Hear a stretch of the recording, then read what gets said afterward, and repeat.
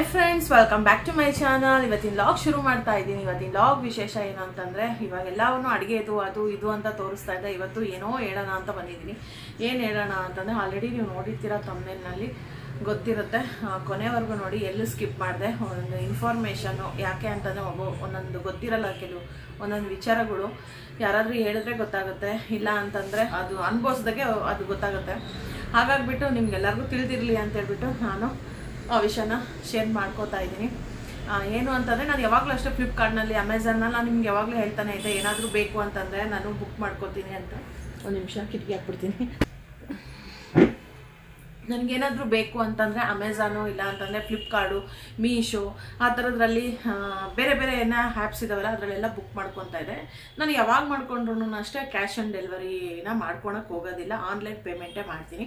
ಯಾವಾಗಾದರೂ ಕೆಲವೊಂದೊಂದು ಸಲ ಏನಾದರೂ ಬ್ಯುಸಿ ಆ ಥರ ಬರುತ್ತಲ್ವ, ಬ್ಯಾಂಕ್ ಇದರಿಂದ ಬ್ಯುಸಿ ಅಂತ ಬಂದಾಗ ಇನ್ನು ಕ್ಯಾಶ್ ಆನ್ ಡೆಲಿವರಿ ಆಟೋಮೆಟಿಕ್ಕಾಗಿ ಕೇಳುತ್ತಲ್ಲ, ಕ್ಯಾಶ್ ಆನ್ ಡೆಲಿವರಿನೇ ಕೊಡ್ತೀನಿ. ಈ ಸಲ ಲಾಸ್ಟ್ ವೀಕಲ್ಲಿ ಏನಾಗಿತ್ತು ಅಂದರೆ, ಒಂದು 2-3 ಅದೇ ಥರನೇ ಆಗಿತ್ತು, ಕ್ಯಾಶ್ ಆನ್ ಡೆಲಿವರಿ ಅನ್ನೋ ಥರನೇ ಬಂದಿತ್ತು. ನಾನು ಯಾಕಿದು ಈ ಥರ ತೋರಿಸ್ತಾ ಇದೆ ಅಲ್ಲ ಆ್ಯಪು, ಇಷ್ಟು ದಿನ ತೋರಿಸ್ತಾ ಇರಲಿಲ್ಲ, ಯಾವಾಗೋ ಒಂದೊಂದ್ಸಲಿ ತೋರಿಸ್ತಾ ಇತ್ತು. ಇದು ಯಾಕೆ ಈ ಥರ ತೋರಿಸ್ತಾ ಇದೆ ಅಂದರೆ, ಏನೋ ಒಂದು ಬ್ಯಾಂಕ್ ಬ್ಯುಸಿ ಅಂತ ಇರ್ಬೋದೇನೋ, ಅದ್ರ ಸಲುವಾಗಿ ಆ ಥರ ತೋರಿಸ್ತಾ ಇದೆ ಅಂತ ನಾನು ಹಂಗೆ ಅಂದ್ಕೊಂಡಿದ್ದೆ. ಆಯಿತು ಬಿಡು, ಓಕೆ ಅಂತೇಳ್ಬಿಟ್ಟು ನಾನು ಫ್ಲಿಪ್ಕಾರ್ಟ್ನಲ್ಲಿಂದು ಬುಕ್ ಮಾಡಿದ್ದೆ. ಫ್ಲಿಪ್ಕಾರ್ಟ್, ಎಸ್ಪೆಷಲಿ ಫ್ಲಿಪ್ಕಾರ್ಟಿಂದ ನನಗಿದು ಆ ಪ್ರಾಬ್ಲಮ್ ಆಗಿರೋದು. ಫ್ಲಿಪ್ಕಾರ್ಟ್ನಲ್ಲಿ ಬುಕ್ ಮಾಡಿದ್ದೆ. ಒಂದು 3 ಶರ್ಟ್ಗಳು, ಒಂದು ಪ್ಯಾಂಟು ಆ ಥರ ಬುಕ್ ಮಾಡಿದ್ದೆ. ಆಮೇಲೆ ಡ್ರೆಸ್ಸು ಎಲ್ಲ ಬುಕ್ ಮಾಡ್ಕೊತಾ ಇರ್ತೀವಲ್ಲ, ಹಂಗೆ ಮಾಡಿದಾಗೆ ಅದರಲ್ಲಿ ಒಂದು 1000 ರುಪೀಸ್ ಒಂದು ನನಗೆ ಅಮೌಂಟಿಂದಷ್ಟು ನೆನಪಿಲ್ಲ. ಇವಾಗ ಕೆಲವೊಂದೊಂದು ಯಾವಾಗಲೂ ಮಾಡ್ತಾನೆ ಇರ್ತೀವಲ್ವ, ಹಂಗಾಗಿ ಇದೇ ರೇಟು ಅಂತ ಬುಕ್ ಇರಲಿಲ್ಲ. ಕ್ಯಾಶ್ ಆನ್ ಡೆಲಿವರಿಗೆ ಅಂತ ಹೇಳ್ಬಿಟ್ಟು ಕ್ಯಾಶ್ ಆನ್ ಡೆಲಿವರಿ ಕೊಟ್ಟಿದ್ದೆ ನಾನು. ನನಗೆ ಒಂದು ಕೊರಿಯರ್ ಬಂತು, ಮೊನ್ನೆ ಕೊರಿಯರ್ ಬಂತು. ಅದು ಕ್ಯಾಶ್ ಆನ್ ಡೆಲಿವರಿ ಅಂತ ಹೇಳ್ತು. ಯಾವಾಗ ನನಗೆ ಗೊತ್ತಿತ್ತಲ್ಲ, ಕ್ಯಾಶ್ ಆನ್ ಡೆಲಿವರಿನೂ ಒಂದು 2-3 ಮಾಡಿದ್ದೀನಿ ಅಂತ. ಕ್ಯಾಶ್ ಆನ್ ಡೆಲಿವರಿ ಬಿಡು, ಓಕೆ ಅಂತ ಹೇಳ್ಬಿಟ್ಟು 990ನ ನಾನು ಗೂಗಲ್ ಪೇನ ಮಾಡಿದೆ ಅವರಿಗೆ.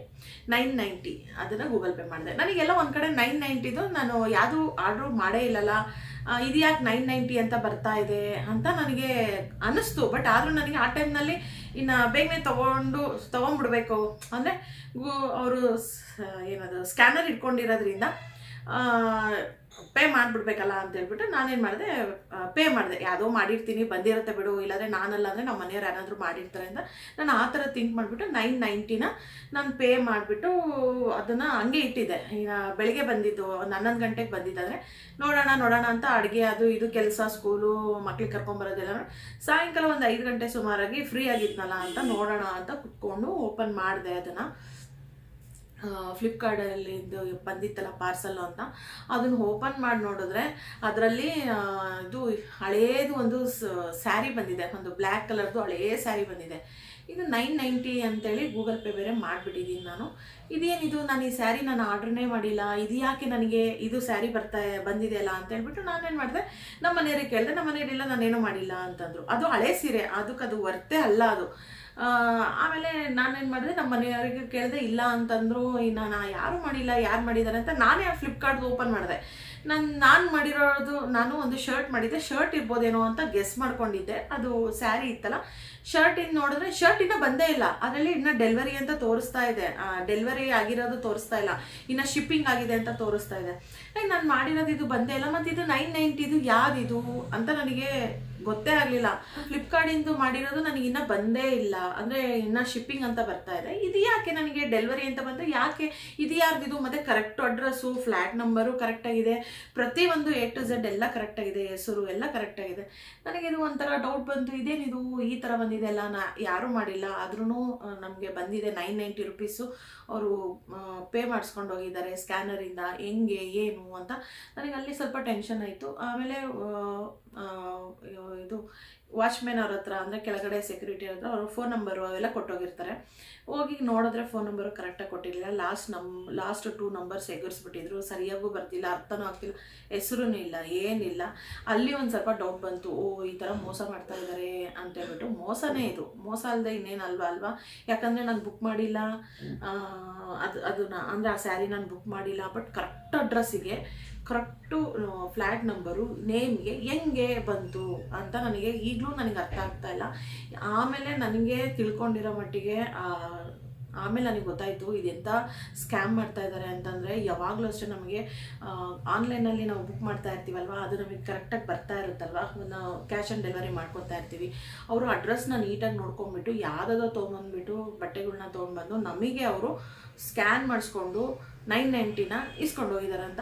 ಆಮೇಲೆ ನನಗೆ ಗೊತ್ತಾಯಿತು ಈ ಥರನೂ ಮಾಡ್ತಾ ಇದ್ದಾರೆ, ಈ ಥರನೂ ಸ್ಕ್ಯಾಮ್ ಎಲ್ಲ ನಡೀತಾ ಇದೆ ಅಂತ ಹೇಳ್ಬಿಟ್ಟು ನನಗೆ ಶಾಕ್ ಆಗ್ಬಿಡ್ತು. ನಾವೇನೇ ಪರ್ಚೇಸ್ ಮಾಡಿದ್ರು ನಾನು ಅಂದ್ಕೊಂಡೆ ಲೇಟ್ ಆದರೂ ಪರವಾಗಿಲ್ಲ, ಇಲ್ಲ ಅಂತಂದರೆ ಕ್ಯಾಶ್ ಆನ್ ಡೆಲಿವರಿ ಯಾವತ್ತಿಗೂ ಮಾಡಬಾರ್ದು ಅಂತೇಳಿ.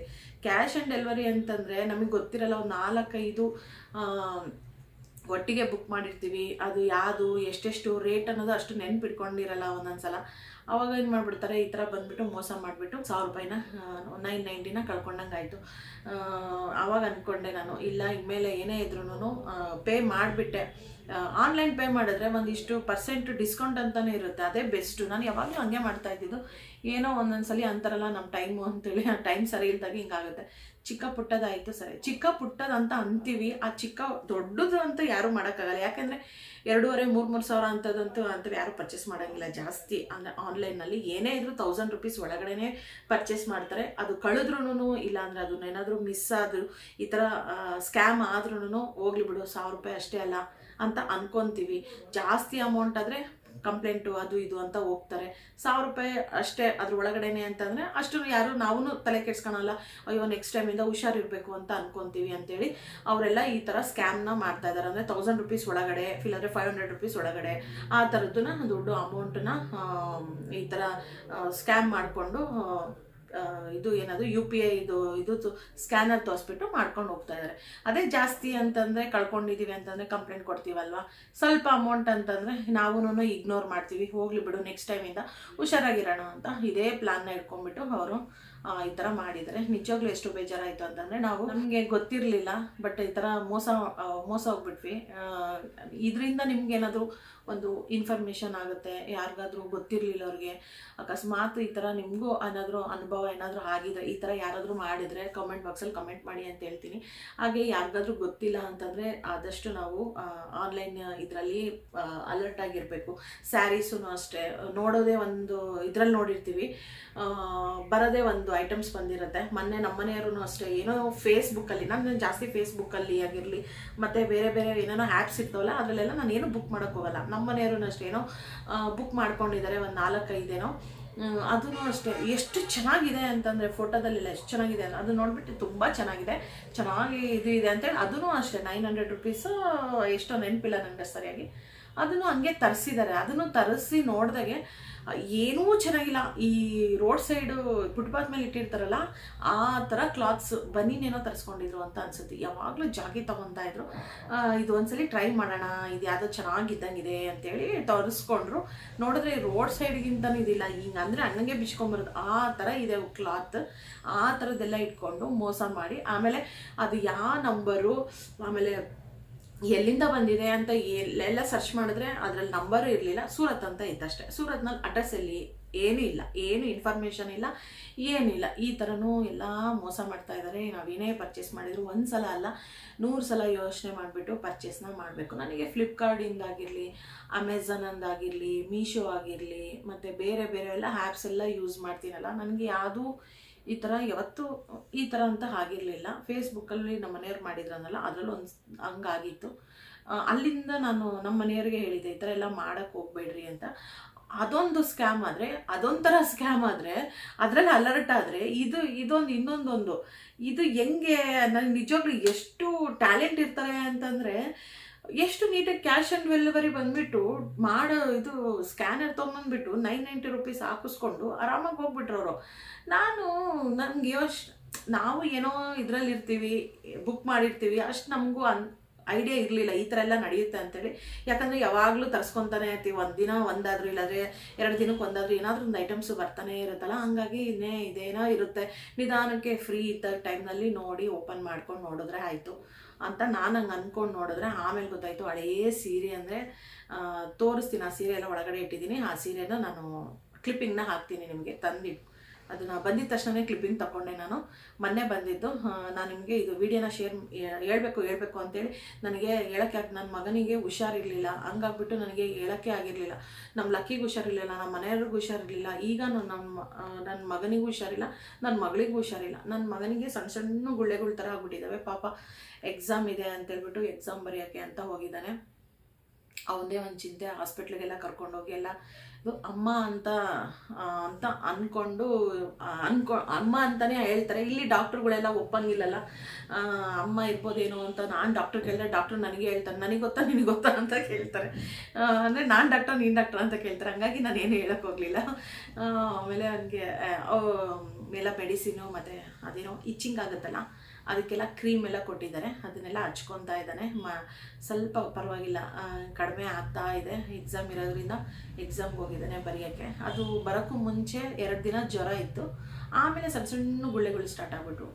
ಈಗ ಮೆಡಿಸಿನ್ ಎಲ್ಲ ಕೊಟ್ಟಿರೋದ್ರಿಂದ ಇವಾಗ ಸ್ವಲ್ಪ ಪರವಾಗಿಲ್ಲ, ಬಟ್ ಆದರೂ ಸ್ವಲ್ಪ ಸುಸ್ತು ಅಂತಾನೆ. ಮನೇಲಿ ಯಾರಿಗಾದ್ರೂ ಒಬ್ರಿಗೆ ಹುಷಾರಿಲ್ಲ, ಅದರಲ್ಲಿ ಎಸ್ಪೆಷಲಿ ಮಕ್ಳಿಗೆ ಹುಷಾರಿಲ್ಲ ಅಂತಂದ್ಬಿಟ್ರೆ ನಮಗೇನಾದರೂ ಪರವಾಗಿಲ್ಲ, ಮಕ್ಳಿಗೆ ಮಾತ್ರ ಏನಾಗಬಾರ್ದು ಅನಿಸುತ್ತೆ. ಅವರು ಪಡ್ತಾ ಇರೋದು ಕಷ್ಟ, ಅವರು ಊಟ ಮಾಡಲಿಲ್ಲಂಗಿರೋದು, ಸೈಲೆಂಟಾಗಿರೋದು, ಆ ಥರ ಎಲ್ಲ ನೋಡೋಕ್ಕೆ ಆಗೋದಿಲ್ಲ ನನಗೆ. ಹಂಗಾಗಿ ನನ್ನ ಮಗಳಿಗೂ ಅವನಿಂದ ನನ್ನ ಮಗಳಿಗೂ ಹುಷಾರಿರಲಿಲ್ಲ. ಮೆಡಿಸಿನ್ ಎಲ್ಲ ಕೊಟ್ಟು ಇವತ್ತೊಂದು ಸ್ವಲ್ಪ ಎದ್ದಿದ್ದಾಳೆ. ಇಷ್ಟು ಮಲ್ಕೊಂಡೇ ಇರ್ತಾಯಿದ್ಲು, ಇವಾಗ ಎದ್ದು ಸ್ನಾನ ಮಾಡು, ಸ್ವಲ್ಪ ಫ್ರೆಶ್ ಅಪ್ ಆಗು, ಮೆಡಿಸಿನ್ ಎಲ್ಲ ತೊಗೊಂಡು, ಆ ಟ್ಯಾಬ್ಲೆಟ್ಸ್ ಎಲ್ಲ ತೊಗೊಂಡು, ಆ ಬೆಡ್ಶೀಟ್ ಎಲ್ಲ ಉಜ್ಕೊತಾರೆ. ಚಳಿ ಆಗುತ್ತೆ ಅಂತ ಹೇಳ್ಬಿಟ್ಟು ಬೆಡ್ಶೀಟ್ ಹಚ್ಕೊತಾರೆ. ಆಮೇಲೆ ಆ ಟ್ಯಾಬ್ಲೆಟ್ಸ್ ತೊಗೊಂಡಿರೋದ್ರಿಂದ ಜ್ವರ ಕಡಿಮೆ ಆದಾಗೆ ನಿಧಾನಕ್ಕೆ ಸೆಕೆ ಸ್ಟಾರ್ಟ್ ಆಗಿಬಿಡುತ್ತೆ. ಆ ಸೆಕೆ ನೀರು, ಆ ಬೆವರು, 2 ದಿನ ಸ್ನಾನ ಮಾಡಿರಲಿಲ್ಲ. ಹಂಗಾಗ್ಬಿಟ್ಟು ಇವತ್ತೆಲ್ಲ ಫ್ರೆಶ್ ಆಗಿ ತಲೆಗೆಲ್ಲ ಚೆನ್ನಾಗಿ ಸ್ನಾನ ಮಾಡಿಸಿ ಇನ್ನು ಅವಳು ಕುತ್ಕೊಂಡಿದ್ದಾಳೆ ಸುಮ್ಮನೆ ಟಿ ವಿ ನೋಡ್ಕೊತ. ಮನೇಲೇ ರೂಮ್ನಲ್ಲೇ ಇದ್ಬಿಟ್ರೆ ಅಲ್ಲೇ ಇರಬೇಕು, ಅದೇ ಇದು ಮಾಡಬೇಕು ಅಂತ ಅನ್ನಿಸ್ತಾ ಇರುತ್ತೆ. ಹಾಗಾಗಿ ಒಂದು ಸ್ವಲ್ಪ ಫ್ರೀ ಆಗಲಿ ಅಂತ ಕುಂಡ್ರಿಸಿದ್ದೀನಿ. ನೋಡೋಣ ಅಂತ. ಈಗ ಸ್ವಲ್ಪ ಹೊರಗಡೆನೂ ಹೋಗಬೇಕು ನಾನು. ಅಷ್ಟರಲ್ಲಿ ನನಗೆ ಅದೇ ಹೇಳಿದ್ನಲ್ಲ, ಇದು ಹಿಂಗೆ ಆಗಿರೋದ್ರಿಂದ ವೀಡಿಯೋನ ಫಸ್ಟು ನಾನು ನನ್ಗೆ ಸಬ್ಸ್ಕ್ರೈಬ್ ಆಗಿರಲಿ, ಬೇರೆ ಯಾರಾದರೂ ನೋಡ್ತಾ ಇರೋರಾಗಿರಲಿ, ಇದು ಒಂದು ಯೂಸ್ಫುಲ್ ಆಗುತ್ತೆ, ಇದರಿಂದ ಒಬ್ರಿಗೆ ಅನುಕೂಲ ಆಗುತ್ತೆ. ಯಾಕೆ ಅಂದರೆ ಸುಮ್ಮನೆ ಐಡಲ್ಲಾಗಿ ಬ್ಲೈಂಡಾಗಿ ನೋಡಿಬಿಟ್ಟು ಗೂಗಲ್ ಪೇ ಮಾಡ್ತೀವಿ, ಇಲ್ಲಾಂದರೆ ಫೋನ್ಪೇ ಮಾಡ್ತೀವಿ, ಇಲ್ಲ ಸ್ಕ್ಯಾನರ್, ಗೂಗಲ್ ಪೇ ಫೋನ್ಪೇ ಎಲ್ಲ ಮಾಡಿಸ್ಕೊಳೋದಿಲ್ಲ. ಯಾಕೆಂದರೆ ನಂಬರ್ ಬಂದುಬಿಡುತ್ತೆ, ನಂಬರ್ ಸಿಕ್ಬಿಡುತ್ತೆ. ಹಾಗಾಗಿಬಿಟ್ಟು ಸ್ಕ್ಯಾನ್ ಮಾಡಿಸ್ಕೊತಾರಲ್ಲ, ಅದ್ರಲ್ಲಿ ನಮಗೆ ಏನೂ ಗೊತ್ತಾಗೋದಿಲ್ಲ. ಅದೆಲ್ಲ ಸ್ವಲ್ಪ ಯೋಚನೆ ಮಾಡಿ ನಾವು ಮಾಡಬೇಕು ಅಂತೇಳ್ಬಿಟ್ಟು ಅದ್ರ ಸಲುವಾಗಿ ಒಂದು 3 ಡೇಸ್ ಆಗಿತ್ತು ಬಂದುಬಿಟ್ಟು ವೀಡಿಯೋ ಹಾಕೋಣ ಅಂದ್ಕೊಂಡು ಹಾಕೋಕ್ಕಾಗಿರಲಿಲ್ಲ. ಇವತ್ತು ವೀಡಿಯೋನ ಮಾಡಿಬಿಟ್ಟು ಇವತ್ತೇ ಮಾಡ್ತಾಯಿದ್ದೀನಿ ವೀಡಿಯೋ. ಇವಾಗಲೇ ಶೇರ್ ಮಾಡ್ತೀನಿ ವೀಡಿಯೋನ. ಖಂಡಿತವಾಗ್ಲೂ ಈ ಥರ ಏನಾದರೂ ಇದ್ದರೆ ನೀವು ಸ್ವಲ್ಪ ಅಲರ್ಟ್ ಆಗಿ ಅಂತ ಹೇಳ್ತೀನಿ. ಆನ್ಲೈನ್ ಇದು ಮಾಡೋರಿಗೆ ಆಗಿರಲಿ, ಏನೇ ಆಗಿರಲಿ, ಕ್ಯಾಶ್ ಆನ್ ಡೆಲಿವರಿಗಿಂತ ಆನ್ಲೈನ್ ಪೇಮೆಂಟೇ ಬೆಸ್ಟ್ ಅಂತ ಹೇಳ್ತೀನಿ. ಹುಷಾರಾಗಿ ನಾವೇನೇ ಮಾಡಿದ್ರು ಹುಷಾರಾಗಿ ಮಾಡಿ ಅಂತ ಹೇಳ್ತೀನಿ. ನಾವು ಫೋನಲ್ಲಿ ಚೆಕ್ ಮಾಡಿಬಿಟ್ಟು ನಾವು ಯಾರು ಬುಕ್ ಮಾಡಿದ್ದೀವಿ, ಯಾರು ರೇಟಿಂದ ಬಂದಿದೆ ಅಂತ ನೋಡಿಬಿಟ್ಟು ಆಮೇಲೆ ಕ್ಯಾಶ್ ಆನ್ ಡೆಲಿವರಿ ಮಾಡಿ ಅಂತಲೂ ಕೇಳ್ಕೊತೀನಿ ಫ್ರೆಂಡ್ಸ್. ಇದರಿಂದ ನಿಮ್ಗೆ ಏನಾದರೂ ಸ್ವಲ್ಪ ಯೂಸ್ಫುಲ್ ಆಗಿರುತ್ತೆ ಅಂತ ಅಂದ್ಕೊಂಡಿದ್ದೀನಿ ಫ್ರೆಂಡ್ಸ್. ಹಾಗೆ ಹೊಸ್ದಾಗಿ ನೋಡ್ತಾ ಇರೋರು ಅಷ್ಟೇ ದಯವಿಟ್ಟು ನನ್ನ ಚಾನಲ್ನ ಸಬ್ಸ್ಕ್ರೈಬ್ ಮಾಡ್ಕೊಳ್ಳಿ ಅಂತ ಹೇಳ್ತೀನಿ ಫ್ರೆಂಡ್ಸ್. ಹಾಗೆ ಪಕ್ಕ ಇರೋ ಬೆಲ್ ಬಟನ್ನ ನೀವು ಪ್ರೆಸ್ ಮಾಡಿದ್ರೆ ನಾನು ಮಾಡಿರೋ ಎಲ್ಲ ವೀಡಿಯೋಸ್ ನೋಟಿಫಿಕೇಷನ್ಸು ಅಷ್ಟೇ ನಿಮಗೆ ಬರುತ್ತೆ. ಫಸ್ಟು ಆ ವಿಡಿಯೋನ ನೋಡ್ಬೋದು. ಆಮೇಲೆ ಹೊಸ್ದಾಗಿ ನೋಡ್ತಾ ಇರೋರಂತಲ್ಲ, ನನ್ನ ಚಾನಲ್ನ ಲೈಕ್ ಮಾಡೋದ್ರಿಂದ ನನಗೂ ಒಂದು ಮೋಟಿವೇಶನ್ ಆಗುತ್ತೆ, ನನಗೂ ಇನ್ನೂ ವೀಡಿಯೋಸ್ ಮಾಡಬೇಕು ಅಂತ ಅನಿಸುತ್ತೆ. ಲೈಕ್ ಕೊಡೋದನ್ನು ಮಾತ್ರ ಮರಿಬೇಡಿ ಅಂತ ಹೇಳ್ತೀನಿ ಫ್ರೆಂಡ್ಸ್. ಇಲ್ಲಿಗೆ ಈ ವಿಡಿಯೋನ ಎಂಡ್ ಮಾಡ್ತಾ ಇದ್ದೀನಿ. ಈ ವಿಡಿಯೋ ನಿಮ್ಗೆ ಏನಾದರೂ ಸ್ವಲ್ಪ ಆದರೂ ಇಷ್ಟ ಆದರೆ ಲೈಕ್ ಮಾಡಿ, ಶೇರ್ ಮಾಡಿ, ಕಮೆಂಟ್ ಮಾಡಿ. ಇನ್ನೂ ಯಾರು ನನ್ನ ಚಾನಲ್ನ ಸಬ್ಸ್ಕ್ರೈಬ್ ಮಾಡ್ಕೊಂಡಿಲ್ಲ ಸಬ್ಸ್ಕ್ರೈಬ್ ಮಾಡ್ಕೊಳ್ಳಿ ಅಂತ ಹೇಳ್ತೀನಿ friends. Bye, see you in next vlog.